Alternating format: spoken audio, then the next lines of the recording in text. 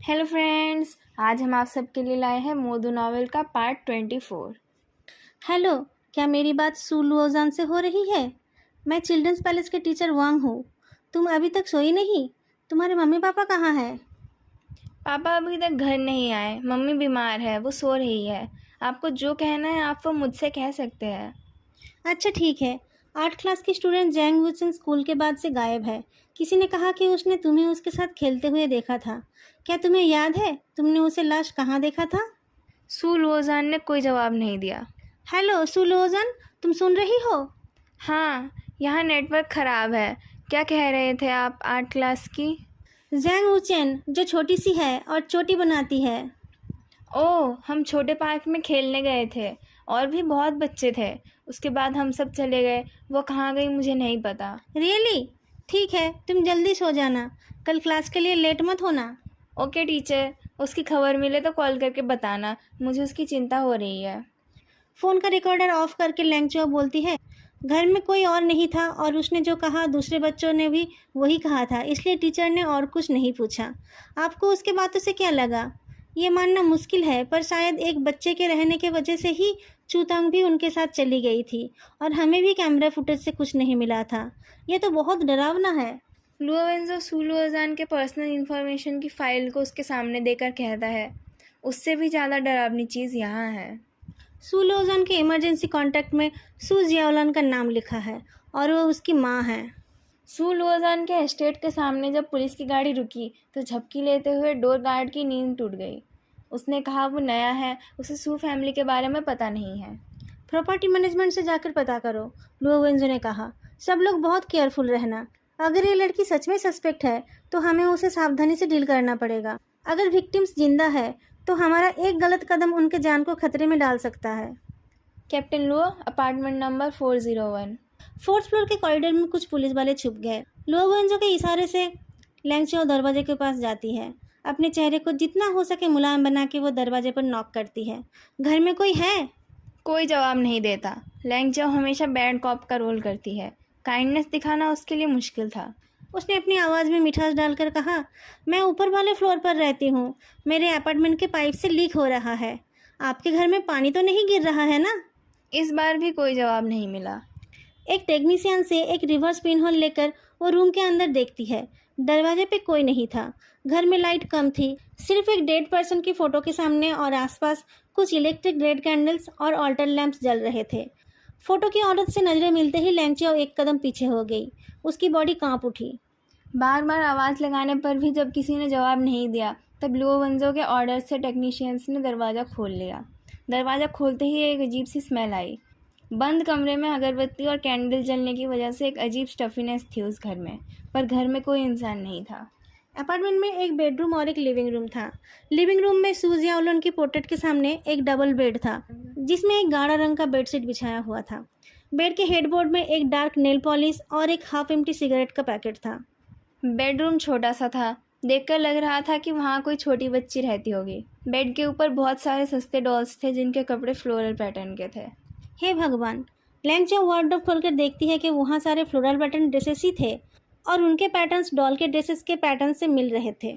लुओवेंजो उन कपड़ों के अंदर से एक बॉक्स निकाल कर खोलता है। वो एक पुराना म्यूजिक बॉक्स था जिसकी बैटरी ख़त्म हो रही थी और वो स्लगिशली बज रही थी। बॉक्स के अंदर एक नंगी डॉल थी, जिसके एक हाथ और एक पैर को अलग करके एक ब्लडी कपड़े में रखा गया था। ये चूतोंग की ड्रेस है, मैंने फ़ोटो देखी थी। लैंगचो कुछ डिटेल्स बताती है जो उस कपड़े के टुकड़े से मैच हो रही थी। लुओवेंजो उस बॉक्स को एग्जामिनेशन के लिए भेजकर बाथरूम के अंदर जाता है। बाथरूम मिरर के सामने 2 टूथब्रश थे और बहुत सारे लिपस्टिक्स। कुछ यूज्ड कॉटन स्वब्स भी थे वहाँ पर। यहाँ तो कोई मर्द नहीं रहता है। किस पापा के बारे में बोल रही थी वो? क्या उसने वाकई यहीं से फ़ोन रिसीव किया था? लुओवेंजो पूछता है। एक क्रिमिनल पुलिसमैन को लिविंग रूम के कॉफ़ी टेबल के नीचे से एक पुराना फ़ोन मिला, जिसमें रिसेंट कॉल में टीचर का फ़ोन कॉल था। वो लड़की यहीं थी, पर अब कहाँ है? सू लोजन को शायद पता नहीं था स्कूल में कहाँ कहाँ सीसीटीवी कैमरा लगे हुए हैं। टीचर का फ़ोन पाकर वो शायद डर गई है, पर उसका अगला स्टेप क्या होगा? उससे भी बड़ी बात, जैंग यूचन कहाँ है?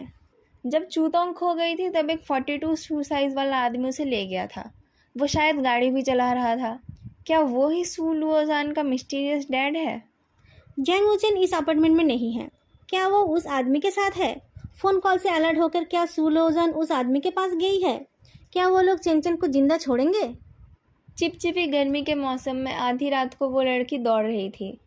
वो अपने खुद के पैरों की आवाज़ से और रास्ते के कुत्ते बिल्लियों की आवाज़ से डरी हुई थी। वो एक पुरानी 2 मंजिली घर के अंदर घुस गई। उस एरिया के सारे घर एक जैसे थे। बाहर से तो वो ठीक ही थे, पर अंदर से उनका बुरा हाल था। कुछ दिनों में वो सारे घर तोड़ दिए जाएंगे। घर में घुसते ही उसने डोर के सामने रखे हुए फ़ोन से एक नंबर डायल करा, पर किसी ने फ़ोन रिसीव नहीं किया। उसे विश्वास नहीं हो रहा था कि उस आदमी ने उसका फ़ोन नहीं उठाया। उसने दोबारा कॉल किया, पर इस बार भी किसी ने फ़ोन नहीं उठाया। वो लड़की बहुत सुंदर थी। वो एक वेस्टर्न डॉल जैसी दिखती थी। उसके चेहरे पर इनोसेंस और चार्म का एक अद्भुत मिक्सचर था। पर थोड़ी देर में उसके चेहरे में नफ़रत दिखाई दी और वो फ़ोन को पटक कर चिल्ला उठी। तभी एक रोने की आवाज़ सुनाई दी। सुलोचन ने लाइट ऑन कर दी। कोने में चैन बंधी हुई थी। लाइट जलते ही वो हिल उठी। उसकी आंखों में आंसू के साथ साथ डिसबिलीफ भी था। उस वक्त उसके पेरेंट्स चिल्ड्रंस पैलेस पर पागलों की तरह उसका इंतजार कर रहे थे। तावरन बाहर जाकर फ़ोन पर बात करके आया। उसके बाद वो फेदू के पास जाकर नीची आवाज़ में कुछ बोलता है, पर फेदू ये नहीं मान पा रहा था कि चैन की किडनैपिंग में कोई एडल्ट इन्वॉल्व था। अगर कोई एडल्ट साथ में होता तो चैन को किडनैप करने के बाद उसके फ़ोन को ऑन करके फेंकने में ज़्यादा टाइम नहीं लगता। वो लोग फ़ोन के अलग अलग पार्ट को अलग अलग जगह पर भी फेंक सकते थे। फेदू का मानना यह है कि लड़की अकेली थी, इसलिए उसके लिए रिकॉर्डिंग बनाना आसान नहीं था। इसलिए वो फ़ोन ऑन करके चेंचन के पेरेंट्स को होप देना चाहती थी, जो होप बाद में डिसअपॉइंटमेंट में बदलने वाला था। पर वो चैन को खींच कर तो नहीं ले गई होगी। उसने ज़रूर उसे ट्रिक किया होगा। फेदू दूर खड़ी चैन की माँ की तरफ देखता है। चैन जानती थी उसके पापा आने वाले हैं, तो वो उसके साथ क्यों जाएगी? तावरन एक गहरी सांस छोड़ता है। मैं आज अपना फ़ोन नहीं लाई, पर मेरा घर चिल्ड्रन पैलेस से ज़्यादा पास है। तुम्हारे पापा पता नहीं तुम्हें कहाँ ढूंढ रहे होंगे। अगर तुम भी उन्हें ढूंढने लगोगी तो शायद तुम दोनों की मुलाकात ना हो। तुम मेरे घर चलकर फ़ोन कर लो। वो जगह बिल्कुल पास ही होगी, फेदू बोलता है, जिससे वो राज़ी हो गई थी। तावरन मैप निकालता है। 1 किलोमीटर नहीं, 500 मीटर। तावरन को मैप में एक रेजिडेंशियल एरिया दिखा जो कुछ दिनों में टूटने वाला है, और वो पार्क के बिल्कुल पास ही है। रुको, ये एड्रेस मैंने कहीं सुना है। लुओवेंजो और उसके साथी उस अपार्टमेंट को उलट पलट कर उस मिस्ट्री मैन का निशान ढूंढ रहे थे।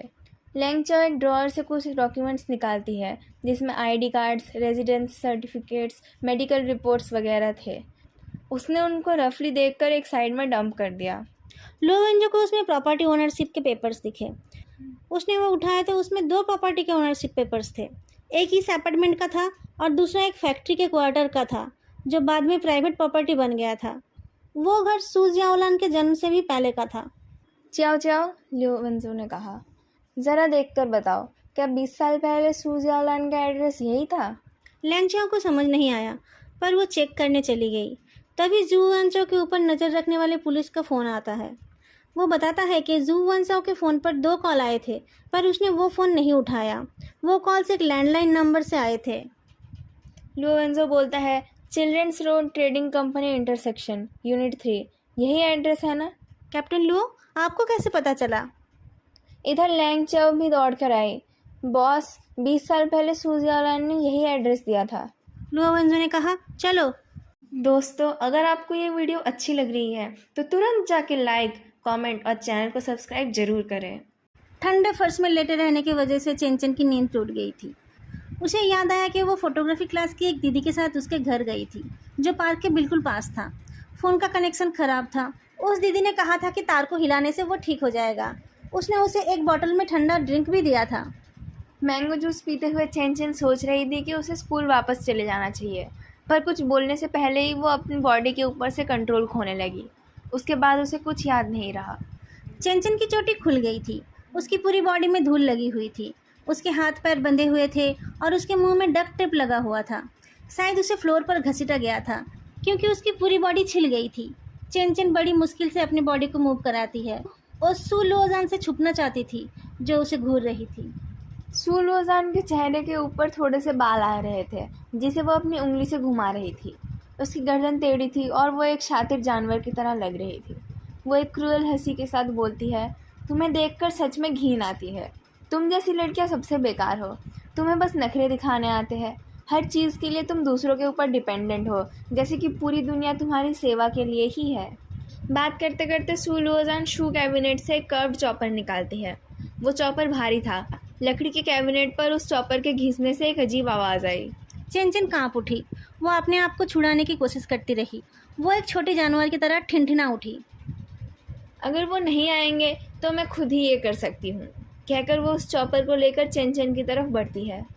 मौत को सामने देख इंसान कुछ भी कर लेता है। हाथ पैर बंधे होने के बावजूद चेन अपने पैरों पे खड़ी होती है, पर तब तक छुरी उसके पास आ गई थी। चेन आंखें बंद करके सामने झुक गई।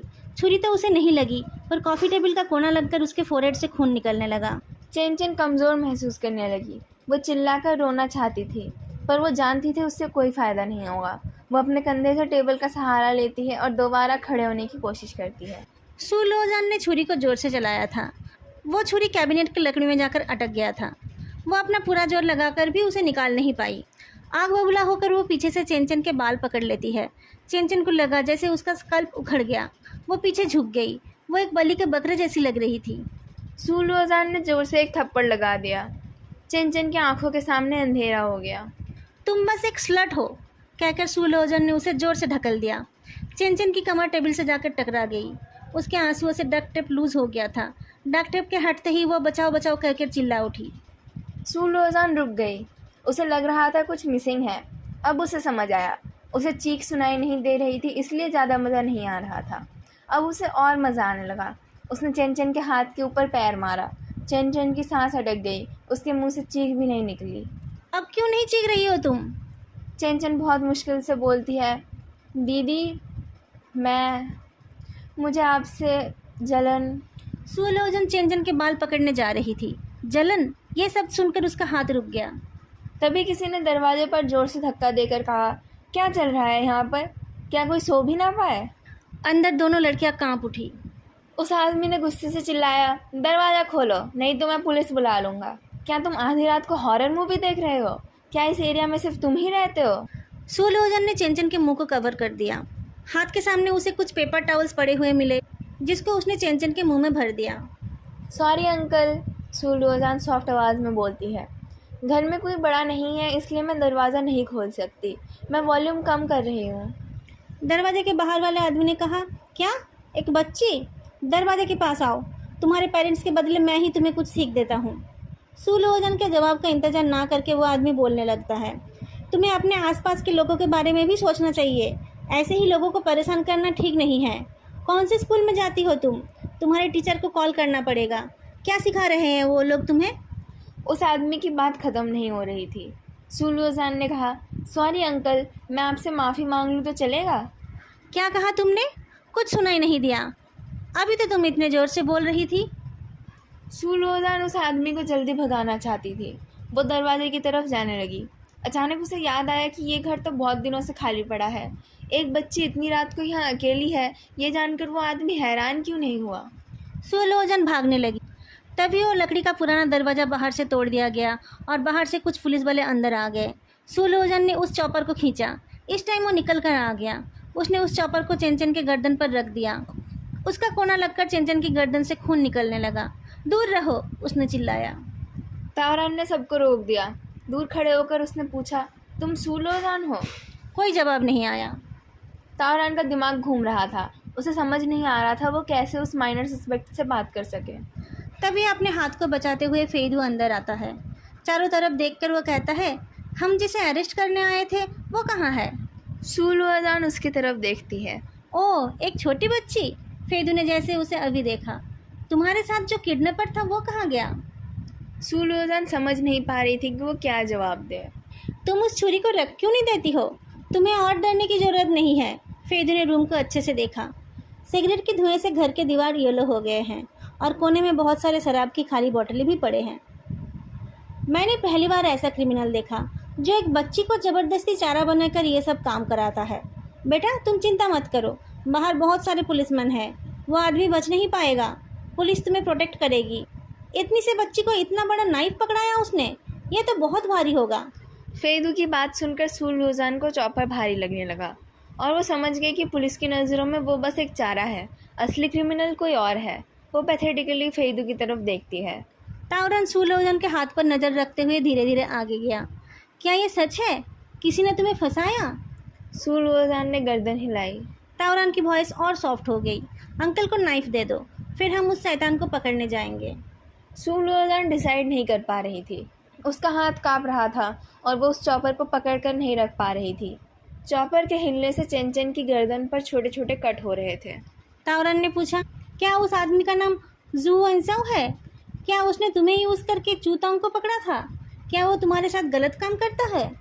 फेदू बोल उठा, क्या तुम्हारी मम्मी उस आदमी के लिए तुम्हें वेस्टर्न डॉल की तरह सजाकर मेकअप कर देती थी? क्या वो तुम्हें कुछ और कपड़े पहनने नहीं देती थी और बाल भी नहीं काटने देती थी? क्या वो तुम्हें अब्यूज़ करती थी? सुलुओजान के आंखों में आंसू आ गए। मौके का फायदा उठाकर ताओरन ने उसके हाथ से वो चॉपर छीन लिया। एक पुलिसमैन आगे आकर चेंचन को दूर ले गया। सुलोजान ने जू वेंचाओ का नाम लिया था, इसलिए वहां पहुंचते ही लुओ वेंजो ने उसका अरेस्ट करने का ऑर्डर दे दिया। चेंचन के स्ट्रेचर को एम्बुलेंस में उठाने में मदद करके लुओवेंजो सुलुओजान की तरफ घूमता है। चूतंग कहाँ है? क्या वो जिंदा है? सुलोजान ना में गर्दन हिलाती है, फिर कुछ सोचकर उसके चेहरे पर हंसी आ जाती है। वो जल्दी से अपना फेस झुका लेती है। म्यूजिक बॉक्स को देखने के बाद लुओवेंजो ने यह अंदाज़ा लगा लिया था, फिर भी वो दुखी हो गया। उसने हाथ का इशारा किया तो पुलिस वाले उस लड़की को पुलिस वैन में ले गए। लुओवेंजो एम्बुलेंस की तरफ देखने लगा। कुछ डॉक्टर्स चेंचन को दवाई लगा रहे थे और साथ में सवाल कर रहे थे। उसकी फैमिली भी आ गई थी। चेंचन की तरफ जाते हुए उसकी माँ और चल नहीं पाई, वो गिर गई। चेंचन के पापा ने उन्हें सहारा देकर उठाया और दोनों एक साथ अपनी बेटी की तरफ जाने लगे। चेंचन जिंदा और सेफ है, ये जानकर उन दोनों की लड़ाई ख़त्म हो गई थी। चेंचन को सेफली ढूंढ पाना कोई मिराकल से कम नहीं था।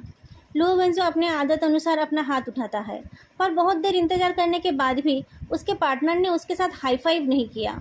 करता भी कैसे? वो तो उस वक्त चैंगनिन के आजू बाजू घूम रहा था और उसके आंसू पोंछ रहा था। अपनी क्रश के आगे उसे अपना पार्टनर दिखाई ही नहीं दिया। तभी किसी ने उसके हाथ के साथ अपना हाथ टच कराया। हैरान होकर देखता है, फेदू उसके पास खड़ा है।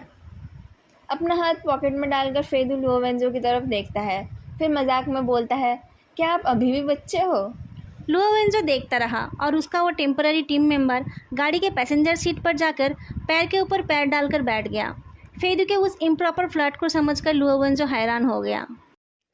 अगर आप लोगों को आज का ये पार्ट अच्छा लगा हो तो लाइक, कमेंट और चैनल को सब्सक्राइब करना मत भूलना। फिर मिलेंगे अगली वीडियो में, तब तक के लिए बाय।